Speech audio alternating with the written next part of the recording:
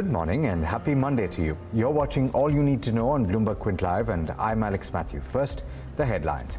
Prime Minister Narendra Modi has accused opposition parties of inciting violence against the Citizenship Amendment Act, adding that the talk of a nationwide NRC is false. Reliance Industries says no pending liabilities to pay the government based on an arbitration award as it looks to sell stake worth $15 billion to Saudi Aramco. Gas Authority of India tells the Department of Telecom that it owes no more statutory dues to the government. The DOT has demanded 1.72 lakh crore rupees for past statutory dues. And the counting of votes for the Jharkhand Assembly elections will take place today. Exit polls predict a majority for the Congress JMM-RJD alliance. And Asian markets are mixed on thin volumes as cues remain muted ahead of the holiday season. Now, encouraging economic data and optimism over the trade deal led to U.S. stock markets posting yet another record high close on Friday. All benchmark indices posted a record closing high. The S&P 500 posted its biggest weekly gain since September. Renita Young of Bloomberg News wraps up Friday's Wall Street action in this report. U.S. stocks closed out Friday's session at record highs. The U.S. yield curve signaled that fears of a recession are starting to recede, and this is all ahead of a shortened holiday week. Now, during the session, we saw U.S. Steel dropping after announcing job layoffs and that it'll shut part of its Great Lakes area facilities. And CarMax is drifting on an earnings miss. And we also saw Carnival Cruise Lines rising on a fourth quarter earnings beat. Meanwhile, during the session, WTI was down for a lot of the session, and gold was also a little bit lower. And copper may have been down on the day, but it did head for its fifth straight weekly increase. And that's a look at your Wall Street action on Friday. In New York, I'm Renita Young for Bloomberg News. Well, trying to gauge the direction of trade in the Asia-Pacific region, let's take a closer look. I'm joined live by Rosalind Chin, who's joining us from the Bloomberg studios in Hong Kong. Morning, Rosalind. We're into the holiday week. How are we likely to see trade today? I'm guessing volumes will be a little thinner. Yes, we are seeing volumes beginning to ease off ahead of the holiday season. Of course, Christmas coming up in a couple of days from now. So yes, with the MSCI Asia Pacific Index, it's pretty much flat, but it is just peaking into positive territory.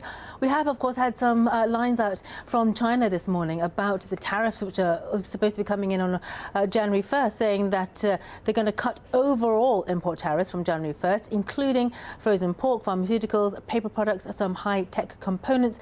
That's from the Ministry of Finance. Also, China to remove import tariffs on 7 IT products from July the 1st. So that's July the 1st and January the 1st. Some tariffs being lifted from Chinese imports there. So didn't specifically mention any particular country. These are just overall tariffs being lifted. And we are also seeing that the Phase 1 deal looks likely to be signed at the end of January. We don't know exactly when or what date. We are told Vice Premier Liu He is expected to sign the deal, not Xi Jinping, along with U.S. Trade Representative Robert Lighthizer.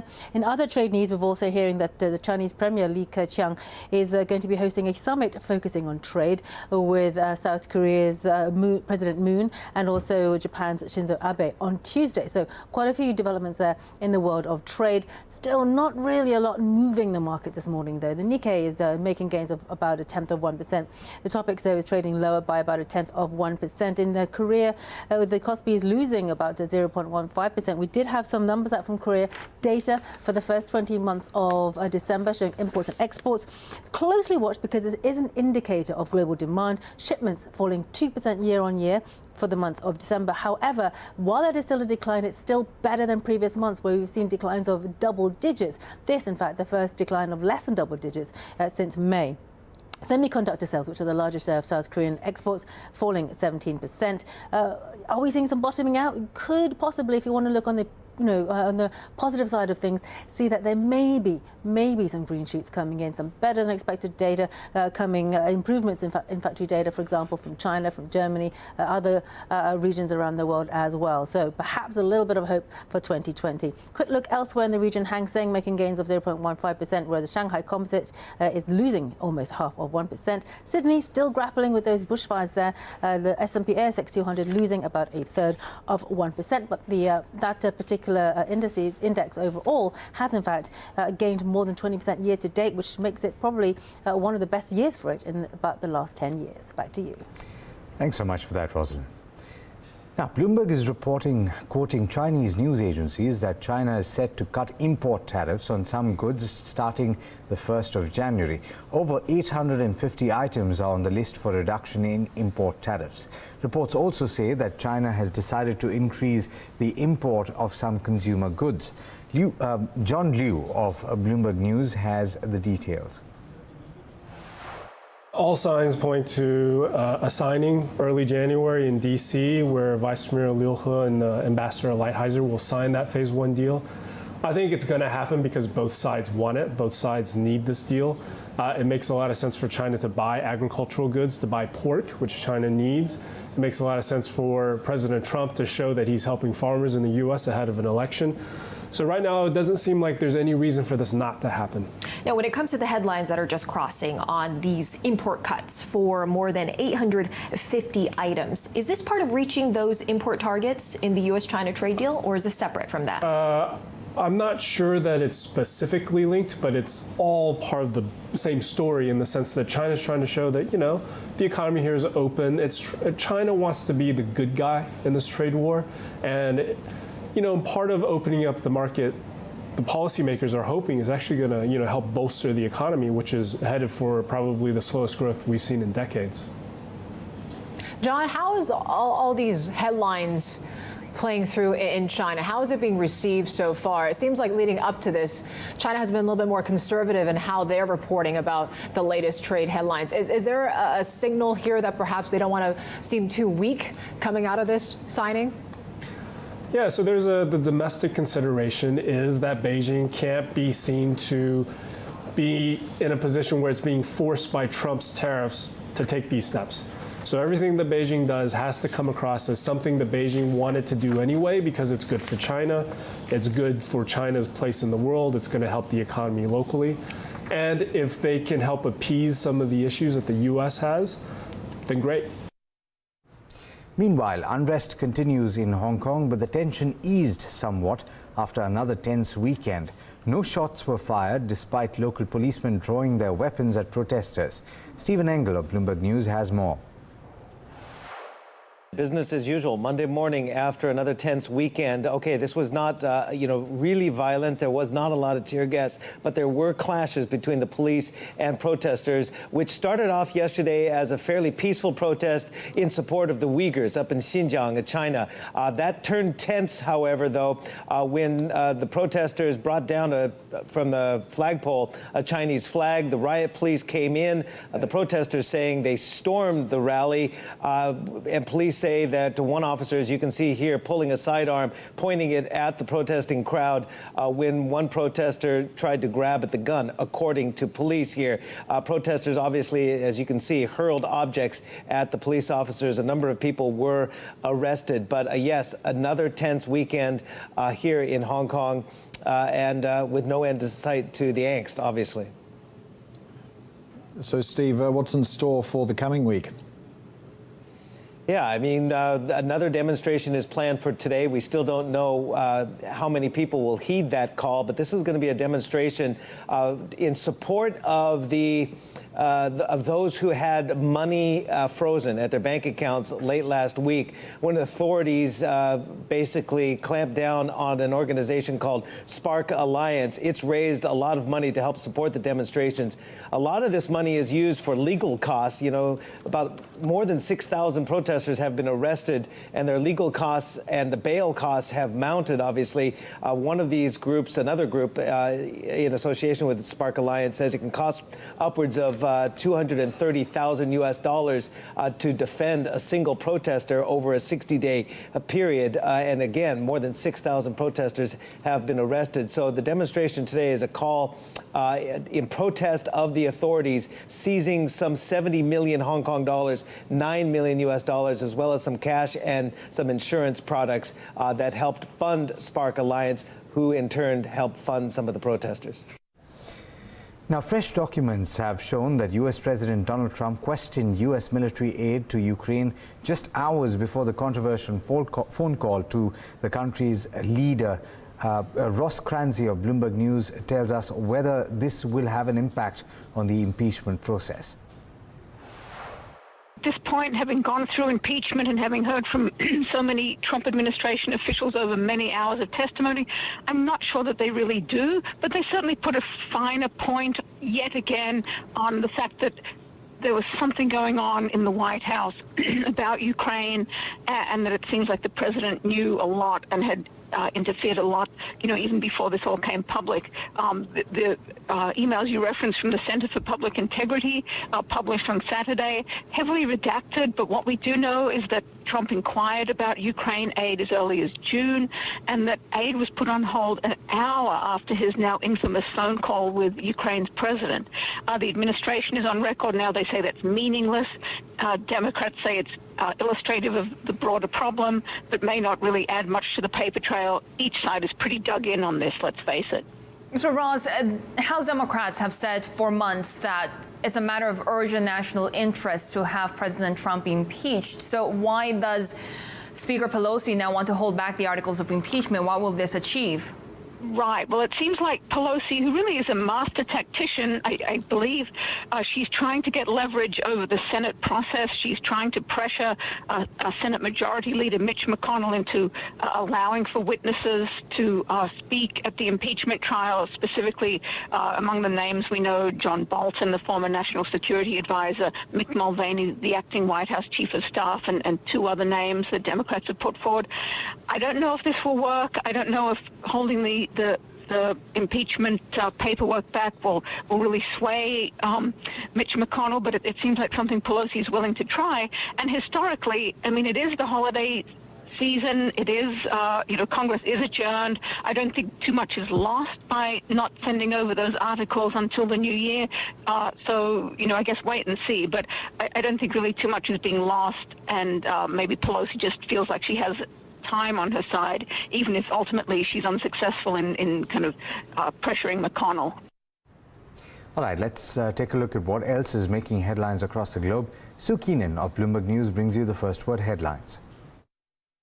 Early trade data from South Korea shows that monthly exports could decline by less than double digits in December. This would be the first time since May.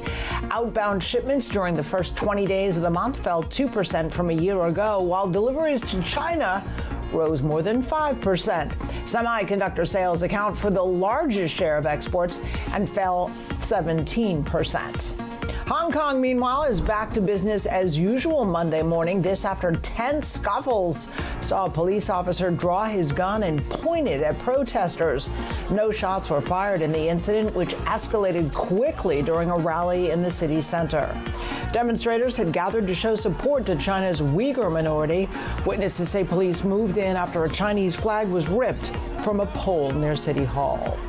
To India now, the government there is defending its controversial citizenship law as protests there continue throughout the country. Prime Minister Narendra Modi asked supporters to thank lawmakers for pushing the bill through last week and accused opponents of spreading lies. Violence is increasing, with at least 17 people killed in Uttar Pradesh, while 4 have died in Assam and 2 in Karnataka.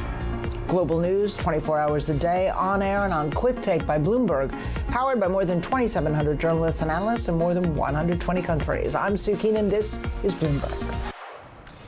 All right, turning to the Indian markets, let's get you set up for trade. Agam Vakil is here to do just that and to tell you what's happening in the futures and options space. Morning, Agam. I was looking at some data on FIIs, the inflows for the year 2019 so far, 1.3 lakh crore, around close to 98,000 crore rupees into equities. Yeah. Highest in 6 years, and that's been a theme, hasn't it? Well, and it's expected, Alex, considering the indices were at life highs. So, well, naturally, we've done very well in 2019. It's been a landmark year, so to speak. And, well, we've seen the Nifty at life highs, and that's also, well, we'll naturally have participation from everyone.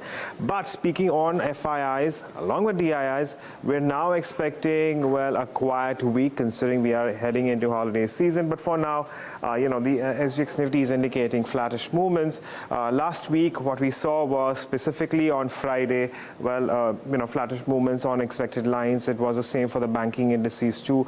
Not too much to speak for there, except for the PSU banking index, which was up around 2.3%. What about ADRs at this point?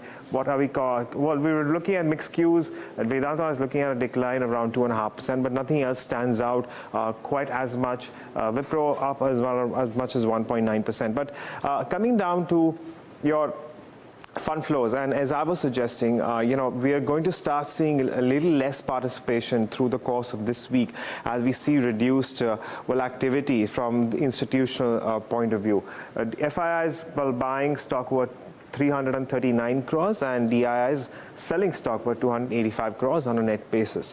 What about contributors? Well, we do have ICICI Bank, SBI and HDFC Bank cancelling out gains, which were gains being cancelled out by Kotak Mahindra Bank, Reliance Industries, and ITC.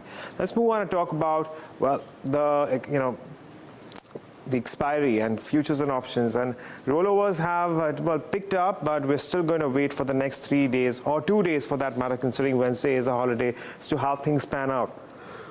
In terms of the Nifty Banking Index, we're looking at a 26% increase in OI, and again, or rather 26% in rollovers, a 65% increase in the January OI. So there has been a little more pickup as compared to the Nifty. Moving on, let's also talk about your open interest distribution. This is on a weekly basis. We do have a lot of, open interest accumulation around the 12,200 mark. Do you remember we just have today and tomorrow as a part of the expiry, which is why that these levels may very well be taken as something which may give the Nifty a support in the near term. But moving on, as far as change in OI goes, again 12,300 put sees a little more writing. The wicks coming through, rising by around 1.7%. Along with the wicks, we also have the Nifty put call ratio, which remains largely unchanged at around 1.7. And in terms of stocks, what we are keeping an eye on is Indiabulls Housing Finance. It did see longs coming through with rollovers of 54%. Moving on, we have Tata Steel, where we saw longs. State Bank of India was the other stock which was also in focus, and that also had longs. Along with that, we also were keeping in mind Titan, where the stock was up around 3.7. So, a handful of stocks out there which were very active, Alex, towards the gaining end. But I suspect we're going to see some sideways movement. And even if we do see a lot of movement, it will not be on the back of a heavy volume. Clearly. Thanks so much for that, Agam. All right, let's take a look at the stocks that you have to watch out for and trade today on account of them being in the news. Somit Sarkar is joining me now to tell you all about the stocks in news. Good morning, Somit. What's on your list today? Good morning, Alex. I'll start off with Manpasand Beverages, which reported its first quarter numbers, and the revenues were down 89%. The company reported an EBITDA loss of nearly 8.4 crore as against an EBITDA gain of 68 crore rupees last year. On the bottom line front, it was a loss of 31 crore as against a profit of 36.4 crore last year. Now, the company is saying that their operations were disrupted in large scale due to GST searches and the investigation proceedings, and they will be reporting the second quarter numbers on December 27th. Hindalco, because they have said that the Novelis has received an approval from China's state administration for market regulation for its acquisition of Alris. ICICI Bank, because they have acquired nearly 18.75% stake in Karvi Data Management Services pursuant to the invocation of the pledge shares. Now, last week, Bajaj Finance had acquired nearly 10% stake in the company. Prestige Estate Projects, because the board has approved the allotment of 1.34 crore shares at a price of 323 rupees to Gamnat, which is an investment firm managed by the Singapore's wealth fund, that is GIC, and the total fundraising done by Prestige Estate would be to the tune of close to 435 crore rupees. Jammu and Kashmir Bank, because they have reported that divergence in net NPA to RBI stood at around 689 crore rupees for the financial year 2019, and the divergence in provisioning stood at close to 884 crore rupees. Dish TV, because Hero Enterprise Partners has acquired nearly 1.33 crore shares. Now Tata Global Beverages, because they've appointed Sunil D'Souza as the MD and the CEO with effect from April 4, 2020 till 2025. Now currently he's serving as the MD of Whirlpool and will be leaving the company in March next year. A few stocks that would remain in focus because of the Sensex rejects, that is Titan, Ultratech Cement and Nestle, which will be added, while Tata Motors, DVR, Vedanta and Yes Bank will be removed from Sensex. On the order win sign, 3 stocks that would remain in focus. Firstly, KC International, because they have secured an order worth nearly 1,500 crore rupees for their various business segments. Dilip Buildcon, because they have backed an EPC project worth nearly 458 crore rupees. And lastly, PSP Projects, where they have emerged as an lowest bidder for an EPC design and build construction for the tech hub at Gift City, valued at close to 308 crore rupees. Thanks so much for that, Somit. Now, 2020 will provide the opportunity for investors to shift away from high-quality, expensive stocks to relatively cheaper ones, according to India head of Credit Suisse, Neelkant Mishra. But he also warns that now is not the time to experiment. He also explains why there is a divergence currently between the GDP trajectory and the stock markets. Listen in. Less than a fourth, I would say less than a fifth of the market capitalization of the BSE 500 is actually linked to directly linked to domestic macros. I mean, everyone is linked to the Indian GDP. If things slow down, even car sales, and those we would put as penetration. Sometimes consumption or formalization, deeper penetration, marginal consumption. All of those trends support the growth for companies at a level which is much higher than GDP growth. So even if GDP growth slows down, a private bank, for example. So we classified the BSE 500 stocks into 4 categories: macro, global, penetration, and market share. So there are companies which are absolutely directly connected to the local GDP growth in terms of their revenue and profit exposure. There are companies which are, let's say, refining companies or metal companies or IT companies or pharma exporters. They're all exporters, and so therefore they're driven by global factors. There are penetration and market share issues. So, for example, in telecom, whether GDP goes up or down, what matters is will it be a 3-player market 1 year down the line or a 2-player market? And if it is a 3-player market, then how will things stabilize? And then we have moved from underweight to overweight on telecom now. It has nothing to do with GDP growth slowdown. Some marginal impact, but very minimal. Market share. I think the private banks keep growing. As of now, they're slowing down because they're worried that the economy is slowing and therefore think they could be troubled. But they can very easily report 15-20% earnings growth. So I think when these factors are at play, the economic growth and the market can actually start to diverge. This is an issue we've been highlighting almost every year, that just because the economy is slowing, don't expect the market to do badly. So there are flows-related issues, there are constituents, that is the construction-related issues, in the sense that the construction of the BSE 500 is very different from that of the Indian market or the Indian economy. And there are ownership. So there are therefore, we don't think Sensex Nifty will necessarily do badly. The big decision for investors is when to start to consciously switch away from quality.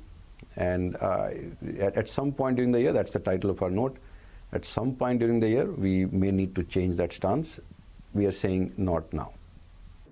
A mid-year inflection in risk. Okay, what will drive that? Do you think it will be a factor of some of the quality names reaching stratospheric valuations from where they are right now, or would it be a belief that the earnings growth is finally coming back in some of the not quality names, but not highly valued names, but we'll see earnings growth start coming back, and therefore the confidence in those names might start increasing? What will drive the switch back from those high quality names?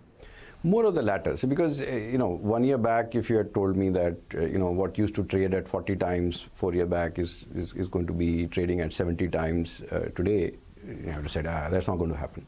but it does happen. See, these are this is why the P multiple. So P multiples expand because the people keep getting inflows because the medium-term prospects remain decent, and there are no earnings. Therefore, P multiples go up for a few select few stocks. So this is normal. I don't think we will reach a level where people say, "Oh my God, I can't buy it." If you can buy at 70, you can buy at 80 as well. I think the true inflection will be when we start to see the adjusting factors in the economy starting to play out. You look at the external account, right? So in general. All right, you'll find the rest of that conversation on the website BloombergQuint.com. You'll also find several other stories. Let me take you through a couple of them. Life Insurance Corporation of India controlled IDBI Bank is expected to come out of the prompt corrective action framework of the Reserve Bank of India in the last quarter of the current fiscal, with the support of capital infusion and recovery from large insolvency and bankruptcy court cases. According to sources, some of the restrictions with regard to lending by the bank have been eased recently.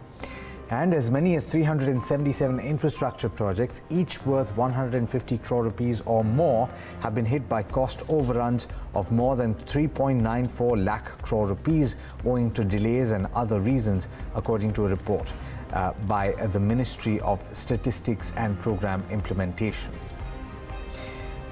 All right, well, that's all you need to know going into trade today, but do stay tuned. There's clearly lots to talk about. This is Bloomberg Quint.